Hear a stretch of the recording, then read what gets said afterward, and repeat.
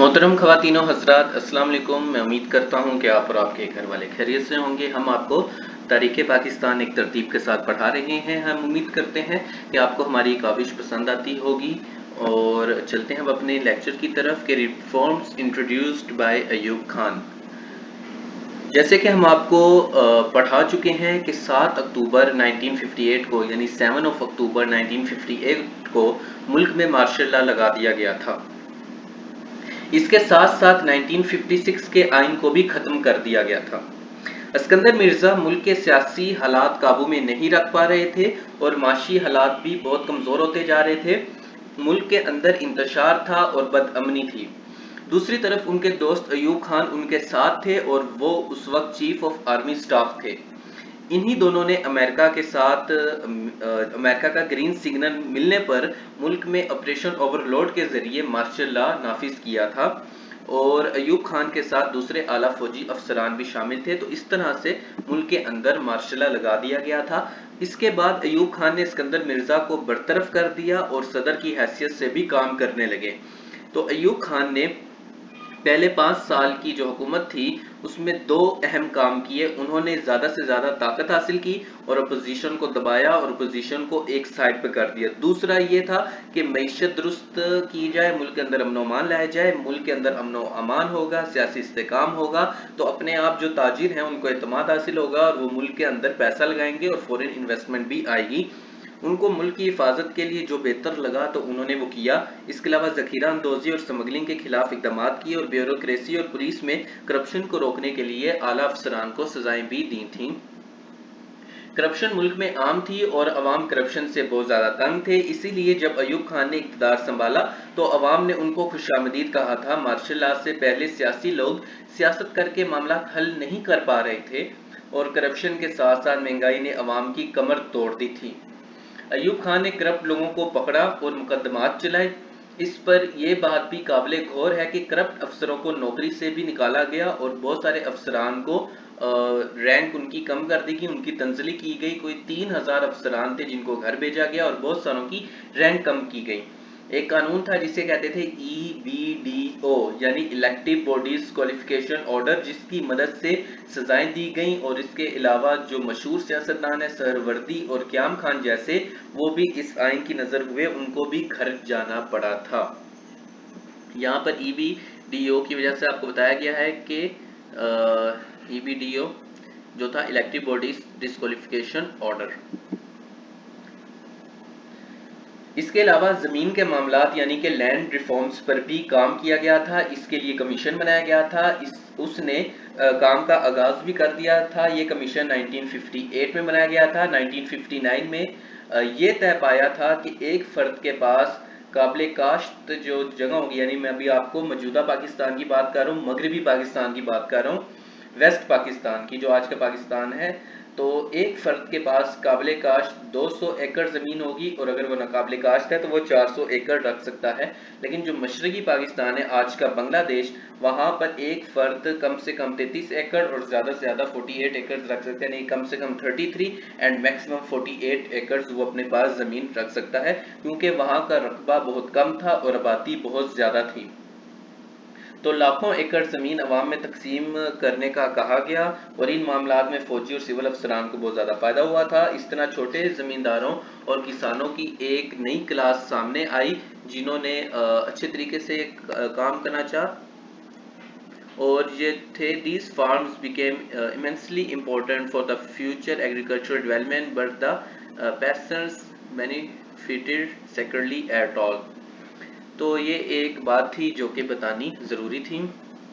इसके अलावा ख़ानदान और ख़ानदानी निज़ाम पर भी कानून बनाया गया। ऑर्डिनेंस 1961 में जारी किया गया था, जिसमें ख़वातीन को बराबरी के इख्तियारात और तलाक वगैरह के इख्तियारात यानी कि खुला लेने के इख्तियारात, इसके अलावा एक से ज़ायद शादियों पर पाबंदी और उसकी जो पुश्त पराई थी वो वुमेन ऑर्गेनाइजेशन पाकिस्तान कर रही थी, जो कि एक NGO टाइप आप इदारा कह सकते हैं।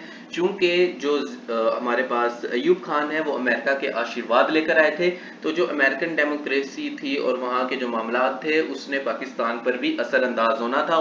तो उन्होंने जारी बात है कहना था कि अगर आप हमारा ग्रीन सिग्नल लेकर आए हैं तो हमारे जो ख्यालात हैं वो पाकिस्तान में इम्पोज करें और जो अयूब खान है उनकी जो पॉपुलैरिटी कम हुई थी वो इस वजह से हुई थी क्योंकि उन्होंने मजहबी कामों में टांग अड़ानी शुरू कर दी थी, जिसकी वजह से जो उलमाए कराम थे उन्होंने फिर उनके खिलाफ जो मस्जिद थी उसको यूज किया, जुम्मे के खुतबों को यूज किया, मजालिस को यूज किया, जिसकी वजह से अयूब खान की पॉपुलैरिटी कम हो गई थी क्योंकि वो मजहबी मामलात के अंदर गड़बड़ कर रहे थे। क्योंकि वो कहते हैं कि जब इस्लाम ने एक मर्द को 4 शादियों की इजाजत दी है तो ये अयूब खान कौन होते हैं कहने वाला कि ये अब अल्लाह ताला के सामने इसकी क्या हैसियत है, आप सल्लल्लाहु अलैहि वसल्लम के सामने क्या हैसियत है। तो इस तरह के मामलात हमें देखने में मिले थे। इसके अलावा अयूब खान ने माशी हालात बेहतर करने के लिए काम किया, टैक्स पर काम किया, आम आवाम के लिए काफ़ी इकदाम किए, अजनास की पैदावार बढ़ाई और मुल्क में अजनास की किल्लत को कम किया बल्कि सरप्लस किया, और इसको तारीख में ग्रीन रेवोल्यूशन के नाम से याद किया जाता है। This is popularly known as the green revolution. और इसके अलावा उन इलाकों में सरमायादारी हुई जो कि तरक्की याफ्ता नहीं थे, तो जब वहाँ पर सरमायाकारी हुई, वहाँ पर इंफ्रास्ट्रक्चर डेवलप किया गया तो वो अपने आप तरक्की कर गए और इंडस्ट्रीज़ पंजाब में लगी, यानी कि पंजाब में स्मॉल इंडस्ट्रीज़ का एक रुझान देखने में आया, जिससे एक नई क्लास सामने आई जो कि स्मॉल इंडस्ट्रीज़ रखती थी, जिन्होंने बाद में बहुत ज़्यादा मेहनत करके बड़ी से बड़ी इंडस्ट्रीज़ भी कायम की। हमें ऐसी मिसालें देखने में मिलती हैं। इसके अलावा अयूब खान ने तालीम के शोबे में भी काम किया और मुल्क में काबिल अफराद के इजाफे के लिए काम किया, मुल्क में लिटरेसी रेट को बढ़ाने के लिए काम किया, और इसके लिए उन्होंने सरकारी स्कूल और कॉलेज वगैरह बनाने की तरफ ध्यान दिया था।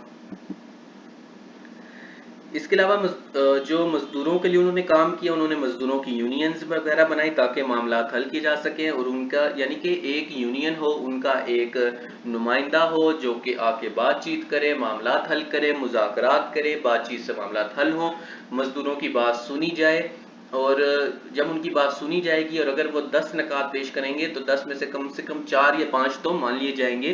तो कोई भी बात ना मानने से बेहतर है कि वो अपने 4 से 5 बातें मनवा जाएं, जिससे उनको भी फायदा हो और इंडस्ट्रीज को भी फायदा हो, यानी एक विन विन सिचुएशन क्रिएट हो जाए। तो ये इसके पीछे थॉट प्रोसेस था।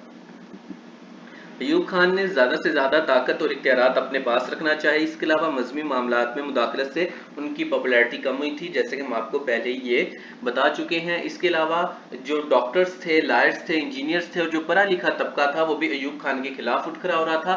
चूंकि अयूब खान अमेरिका का आशीर्वाद लेकर आए थे, तो फिर जो एक एजुकेशन सिस्टम के ऊपर उसकी झलक देखने को मिली, तो वहाँ का जो पढ़ा लिखा नौजवान था, जब वो अपने प्रोफेसर से, टीचर से सुनते थे कि यूरोप में डेमोक्रेसी है और ये है वो है, वहाँ की गलियाँ ये हैं, वहाँ के मनाजिर ये हैं, जबकि उन मुल्कों को बहुत ही ज़्यादा मेहनत करनी पड़ी है आज के मकाम पर पहुँचने के लिए। लेकिन ज़बान को तो कोई हिस्ट्री का फैक्ट नहीं चाहिए होता, वो तो जब बोलती है तो बोलती है।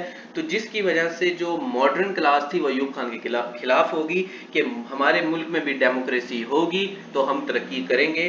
तो ये एक थॉट प्रोसेस था जो मैंने आपके सामने पेश कर दिया, एक एनालिटिकल एनालिसिस, कि आप इस तरह से भी मामलात को सोच सकते हैं।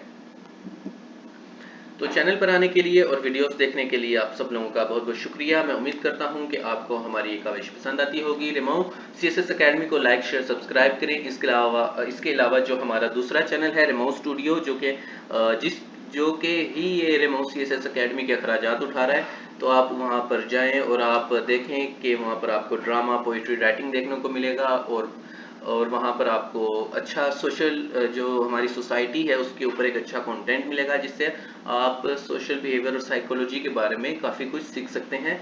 तो बार बार चैनल पर आने के लिए और वीडियोस देखने के लिए आप सब लोगों का बहुत बहुत शुक्रिया। अल्लाह हाफिज़।